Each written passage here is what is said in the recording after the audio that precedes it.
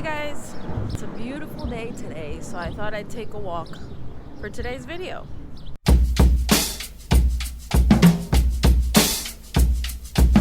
Now, I did a poll a few weeks back targeting dancers and choreographers, asking if you guys wanted me to do a video on contracts, and I had an overwhelming response of yes. So I thought I'd share some of my knowledge about being an independent contractor, especially as an artist, and things that you need to have in your contracts and why you should really use some contracts. So yeah, we're gonna take a walk around my neighborhood. I don't know if you guys can see, but it is a beautiful day, and oh yes, because I actually haven't explored my neighborhood because I moved in here right when it was about to become winter, so I haven't really walked around here. But there's a pretty little bridge over here.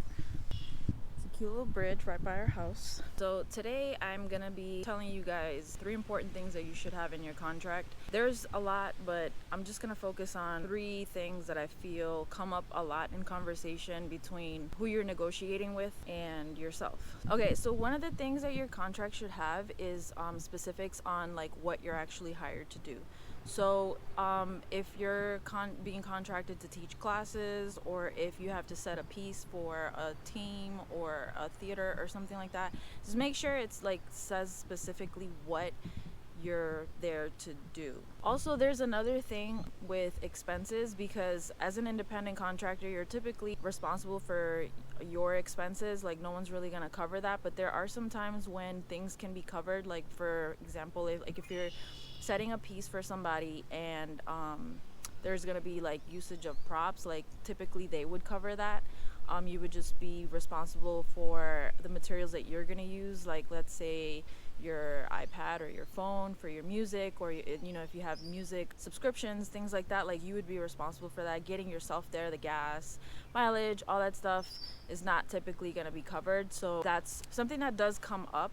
You should at least have that like specifically in there, that if you're going to cover your own expenses, if there are other expenses like fees for props or whatever, or for use of the space, if they have to rent space, you typically wouldn't be responsible for that. They would have to cover those expenses too. So just make sure that that's in there. Number 1, numero uno. Okay, so the next thing that's really important to keep into your contracts is your payment terms. How much are you gonna get paid?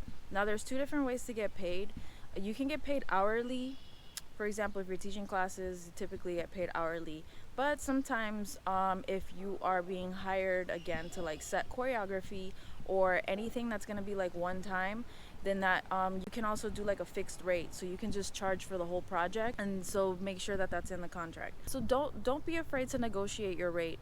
We all feel that we're worth something, and whatever that number is okay. It has to be okay with you. Don't let people like bully you into like taking lower rates just because other people have offered them lower rates. I've had that happen to me a lot, where I'll tell them what my rate is, and then they'll be like, oh well, studios around here don't pay this much. Or they'll be like, oh well, people with these types of degrees don't even get paid this much, blah blah blah. Like, okay, I don't care. I'm not them, I'm me. You're hiring me for a skill set that you obviously don't have, and that the other person obviously doesn't have, because otherwise I wouldn't be here. So this is what I'm worth. This is what my training cost. I took time to train and really like develop my skill set. So this is what I think I'm worth being paid. Just make sure that you really, really focus on what your number is, and then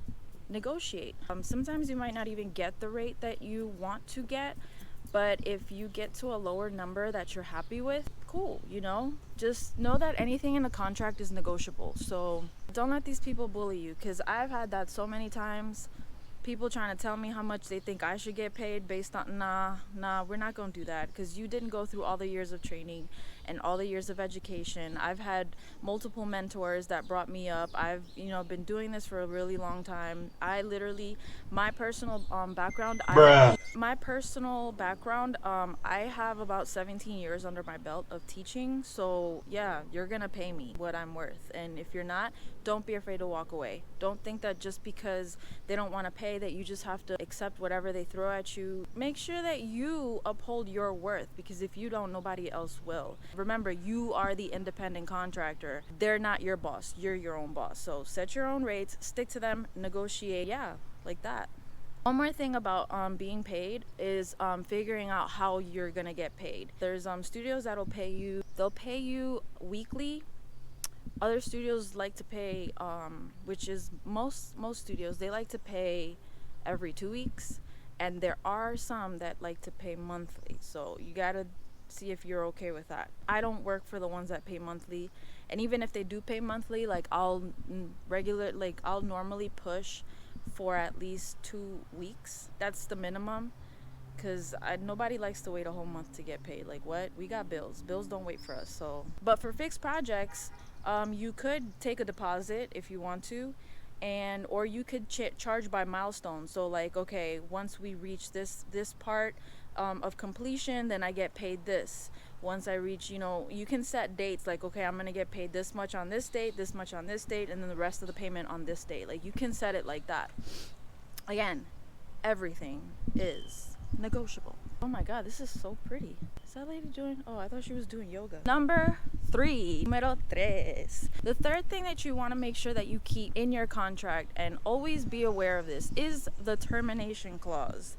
This is so important because I've actually gotten burned a couple times by not paying attention to that clause and not making sure that the terms in that clause protect me just as much as it's gonna protect them. I'll tell you a story. I was working for a studio not too long ago, and we had a contract set in place, but then the new season came about, and I was really content there, and I was happy. I felt like they were happy too, and honestly, I trusted them. And silly me, I shouldn't have done that, but I trusted them, and I didn't really make it like a thing to renew the contract when it expired. And so I started the new season without renewing my contract, and then this person went off the deep end for whatever reason and just decided to terminate me without any type of notice, no consideration whatsoever, for the fact that I am also a human being that has bills to pay, that counts on certain checks, you know what I mean? Bruh. To make a living, and just terminated me just like that. That was ultimately, that was my fault. I should have renewed the contract. I should have revised that termination clause just to make sure that it was covering me. But I didn't do that. So at the end of the day, I got terminated, and I had to figure it out, from there, what I was gonna do to replace that income. So can't stress enough how important this termination clause is. So if you're an independent contractor, you can set these terms. Otherwise, you can be considered at will, which means that either party can terminate for whatever reason or for no reason, whenever, no notice, no nothing. Pretty much what happened to me. Because I didn't renew the contract, I was technically considered at will. Yeah, she did whatever she did, and I just had to accept that.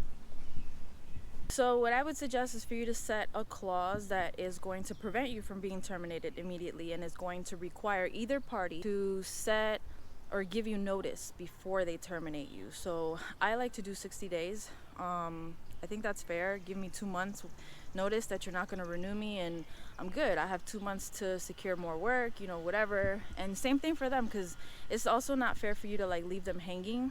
But yeah, just make sure you set that clause. You can do whatever. You could do a month, you could do 2 weeks notice. Sometimes they do 2 weeks notice. If you don't like that term, change it. Tell them that you require, a month's notice, or whatever you feel like doing. Also, you can specify under what circumstances they can terminate the contract. See, the thing with the contract is, if you have a contract in place, they have to adhere to whatever is in the contract. If you don't have a contract, that's when regular employment laws come in place. Most states are at will, which means either or can terminate for whatever reason. But if you have a contract, then they have to give you that notice. So you can specify under what circumstances. That does protect you a little bit, because they can't just fire you because whatever the case may be. They have to follow the contract. Another thing that should be in this termination clause is what's going to happen if you or the other party breaches contract. So breaching of the contract is just not, just not following whatever is set in there. Usually arbitration takes place, which would be when you have a mediator and then you guys, come up with a settlement. You're probably going to be seeking damages if they didn't follow the contract, and let's just say that they fired you for whatever reason, didn't give you proper notice. So now I wanted to talk about something. These are clauses that are typically misunderstood. There's a lot of talk about non-compete clauses. I can understand why people get upset about that, but let me just try and break it down to you, because I recently have been doing more research on this, and I've decided that for myself it's not a bad idea for me to sign a non-compete when the studio asks for it. A non-compete clause protects the business from competition. So let's say if you're there and then you decide to leave and open up your own studio like right next door to them, like that's kind of what it protects them from. So you have to decide whether your goal is to open your own studio or not, and then where would you do it. Typically non-compete clauses will cover certain areas. So let's say you can't open up a studio within 15 miles of the studio for 2 years or something like that. Just look up the laws and make sure that it is in line with what's going to be enforceable in a court. But it's not all that scary. What you're really looking for is a non-exclusive contract, which basically states that you are not tied to that studio. You can work for whoever, whenever, wherever. Yeah, I wouldn't be too afraid of those non-competes. Just make sure that it also states that you're non-exclusive. I've negotiated contracts like that plenty of times, where I just tell them like, okay, I'll sign this, but you have to add this in, like I can teach wherever, I can perform wherever, and it's not limited to me for any amount of time.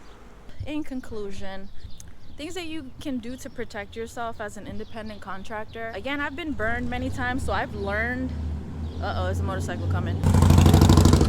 So yeah, I'm just giving you guys like my personal experience, things I've learned from all these years of operating as an independent contractor, not just in dance, but in other fields of work as well. Number one, set a good termination clause so that you're always covered just in case you get terminated. Again, prepare yourself, just give yourself some time, or tell them that they have to give you a week's notice, or 2 weeks notice, a month's notice, whatever, so that you can prepare yourself if something like that does happen. Another thing that I always advocate is for independent contractors, especially artists, to have more than one source of income. I do at least like 3 or 4 things aside from dance that cover me. I do mystery shopping, I do deliveries for Uber Eats and Postmates. I also know how to transcribe, so I do that. I do captioning for companies. I know translation, interpretation. So I've gotten myself into a lot of different fields so that I can make money, so that if one thing isn't working, or if dance season is slow or whatever, I can easily pick up another gig, another job, or whatever. Just keep myself covered. When this studio terminated me suddenly, I didn't even skip a beat. It was like as soon as I got that email, I was like, oh, okay, you want to be like that? Watch me. I promise you, within like 2 days, I booked new classes. I filled up that day that was empty. I activated my other profiles for my other jobs that I had, stopped doing because I was so busy with classes, and I started booking myself for work again. And it was literally like I didn't skip a beat. Like it was just very swift, very smooth. I was just able to just go right on ahead and keep making my money. And I've been making that money up, the money that I lost through them. I've been making it up and making more on top of that on a weekly basis, just because you can't get me, boo. You can't. Like I'm a veteran. I've been doing this for a while. So you wanted to be inconsiderate and just terminate somebody without even having the decency of having a conversation. But little did you know that I have always had at least 3 or 4 tricks up my sleeve. So I'm good, boo-boo. I'm good. Never forget to renew your contracts. Going back again to that example that I gave you before, no, don't. It doesn't matter how buddy you are, how cool they seem to be, how nice or whatever, renew your contracts every single season. I can't stress that enough. Protect yourself. They're not going to protect you. They're going to protect themselves. So you need to make sure that you have a contract set in place every single season. If I don't have a contract set in place, like I won't work. So I'll tell them like, I'm not showing up to class until this is signed. Or some of those really responsible studios that I work for, like they'll tell me like, hey, make sure you sign this, you know, by this date. And cool, like, you know, I'll definitely follow that so that we can both start, you know, both parties can start on the right foot. Another thing that I would definitely recommend is for you to offer value. So don't go around charging $50 an hour when you're not worth $50 an hour. And I know I said before, like, set your worth, but back it up with skill.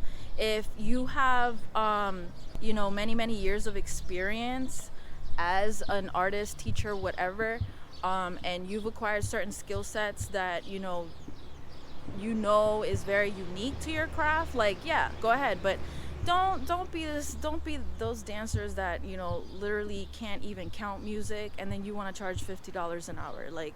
Or don't be, you know, that dancer that can't even retain students, or you can't even teach your material properly because you don't know how to explain it, and then you want to charge $50 an hour. Like, it's not gonna work. Like, please put value into what you're doing. So this was one that I finally learned this year. Don't work with unorganized people, please. Like, don't.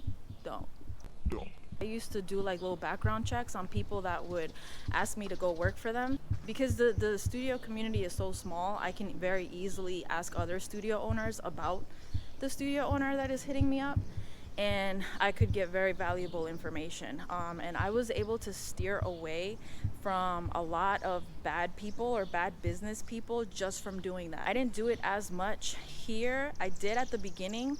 But see, there goes to show this.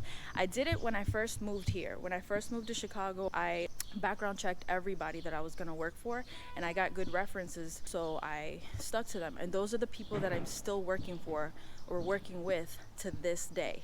That one studio that just kind of popped up, I didn't do that, and look what happened. Don't work with unorganized people. Don't work with people who don't have a good rep. Work with people who, you know, value you and are going to respect you as an artist and as an independent contractor.